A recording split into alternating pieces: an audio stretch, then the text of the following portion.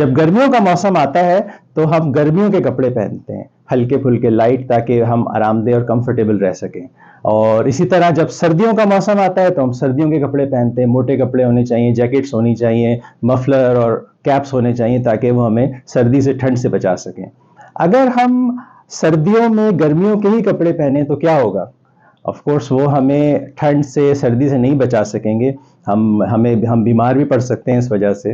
اور اگر ہم گرمیوں میں سردیوں کے کپڑے پہنے تو کیا ہوگا؟ ظاہر ہے وہ بھی مس میچ ہوگا.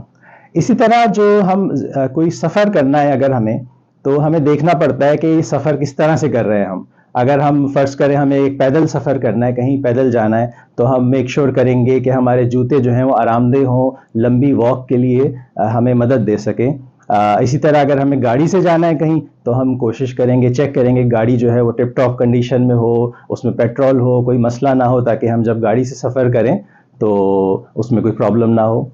اسی طرح اگر ہمیں بس سے جانا ہے یا پبلک ٹرانسپورٹ سے جانا ہے تو ہم میک شور کریں گے کہ بھئی اس کا ٹکٹ ہونا چاہیے ہمارے پاس، ٹکٹ کے بغیر وہ سفر نہیں ہو پائے گا.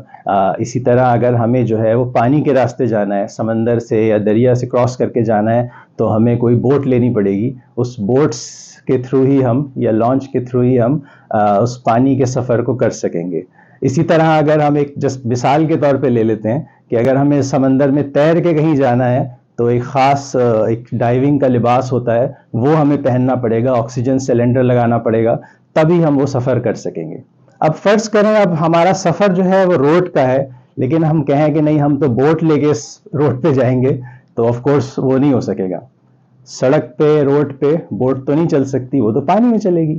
اسی طرح اگر ہم کہیں کہ جانا تو ہمیں سمندر یا دریا کراس کر کے اس کے راستے ہے، لیکن ہم اپنی کار ہی لے کے جائیں گے، تو کیا ہم ایسا کر سکیں گے؟ آف کورس نہیں کر سکیں گے. یا اسی طرح ہم کہیں کہ جانا تو ہمیں پیدل ہے، لیکن ہم وہ جو اسکوبا ڈائیونگ والا جو لباس ہے وہ پہن کے اس واک کرتے ہوئے جائیں گے، تو آف کورس یہ بھی جو ہے ایک ٹوٹل مس میچ ہے، ایسا نہیں ہو سکے گا. تو جس طرح لائف میں اگر ہمیں کوئی سفر کرنا ہے تو اس سفر کی جو ریکوائرمنٹ ہے اس کے حساب سے ہی ہمیں چلنا پڑے گا.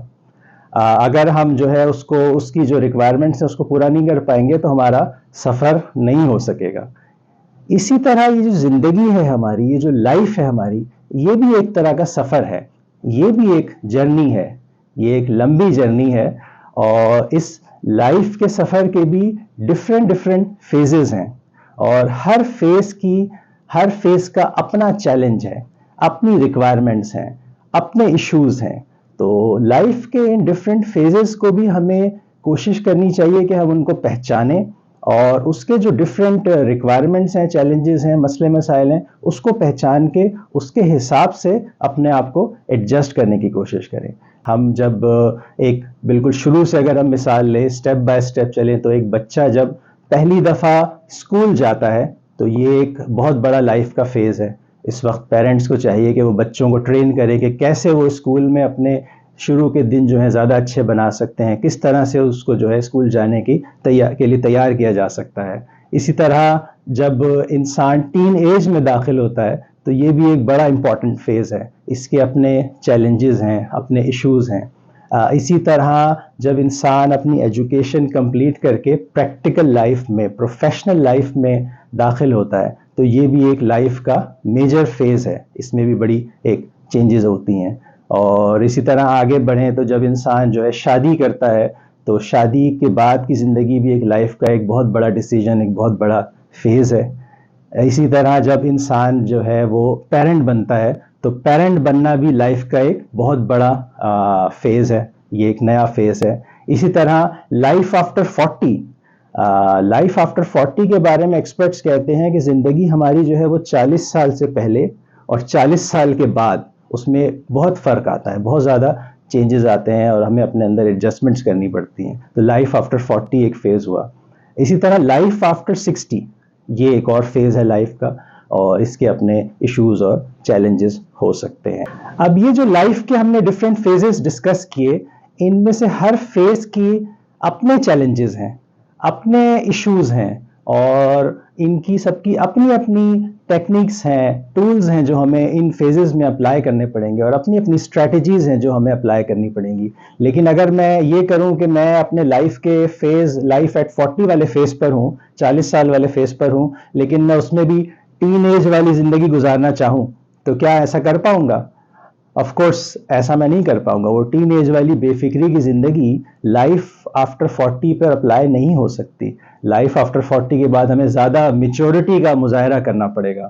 اسی طرح اگر شادی شدہ زندگی کے بعد میں کوشش کروں کہ وہی بیچلر لائف والا لائف سٹائل اپناؤں، تو ظاہر ہے وہ بھی نہیں ہو پائے گا. لائف آفٹر میرج، شادی کے بعد زیادہ ذمہ داریاں ہوتی ہیں. انسان کو نہ صرف اپنے آپ کو دیکھنا ہوتا ہے بلکہ اپنی فیملی کو اور بچوں کو بھی دیکھنا ہوتا ہے.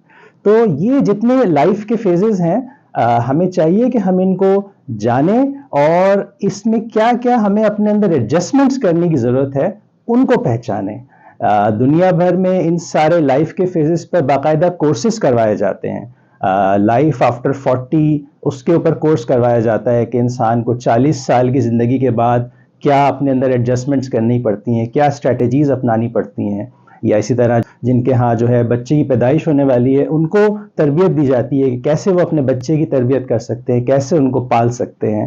اسی طرح لائف کے ڈفرینٹ فیزز پر باقاعدہ ٹریننگز دی جاتی ہیں. تو ہمیں بھی چاہیے کہ ہم اپنے لائف کے جو فیز ہیں اس کے بارے میں وہ ٹریننگ لیں، اور ٹریننگ نہیں لے سکتے تو کم از کم اس کے بارے میں معلومات حاصل کریں، انفارمیشن لیں.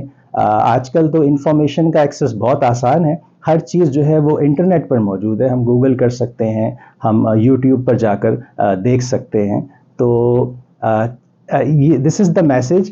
ہمیں اپنے لائف کے فیز کو ہمیں چاہیے کہ ہم اس کو پہچانیں، اور اس کے بعد اس لائف کے فیز کی کیا ریکوائرمنٹس ہیں، کیا اسٹریٹجیز ہیں، کیا ٹولز ہیں، کیا ایڈجسٹمنٹس ہیں جو ہمیں اپنے اندر کرنی چاہیے، ان کو پہچانیں. اور لائف جو ہے وہ تو گزر ہی جانی ہے، تو ہم نہ صرف لائف کو صرف گزارے نہیں بلکہ اس کو ایک بھرپور انداز میں گزاریں، اور اس کو اچھی طرح سے انجوائے کرتے ہوئے اس لائف کو گزاریں.